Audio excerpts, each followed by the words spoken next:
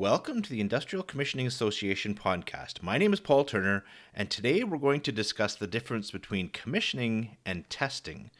Now, the term commissioning gets thrown around on site a lot, but it can mean a lot of different things to a lot of different people, and often people will use the term commissioning referring to testing that you're doing on site.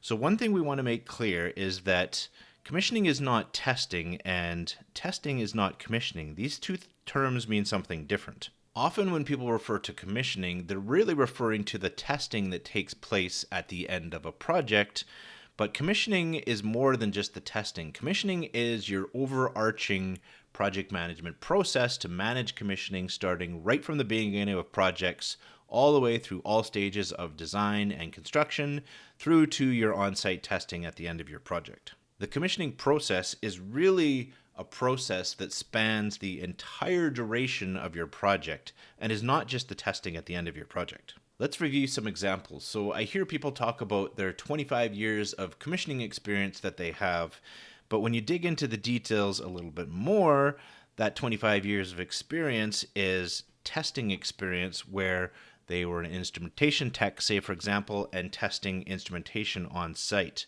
Well, that's an example of testing and not necessarily an example of commissioning.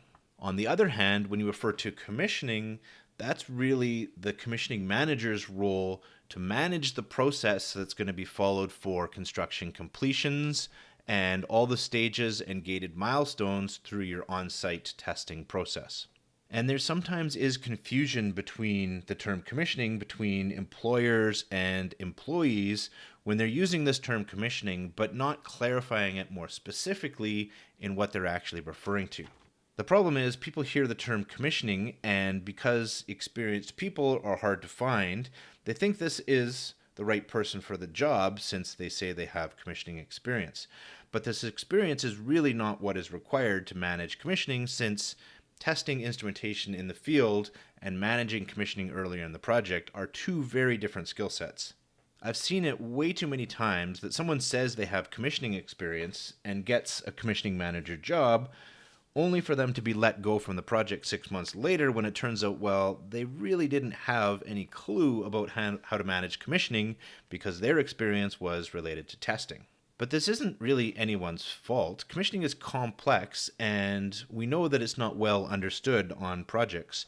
Project leaders may not know exactly what they need, and applicants don't completely understand the role that they're applying to, but the role of your commissioning project manager requires a very specific skill set that requires less testing skills and requires a lot more project management skills specific to the complexities of completing major capital projects and managing your end-to-end commissioning process. So when you hear the term commissioning, ask for a bit more clarification to really understand what people are referring to. Are they actually referring to testing at the end of the project, or are they referring to commissioning as a process, a risk mitigating process to manage your commissioning activities through all stages of projects? Because this is an important thing to distinguish so that we know exactly what people are talking about, because when it comes to commissioning, the details really matter. So hopefully this helps clarify the distinction between testing and commissioning, and you can use these two definitions going forward so that there's no confusion and everyone knows exactly what's being talked about on your projects. Please subscribe to our podcast, and I'll see you in the next episode.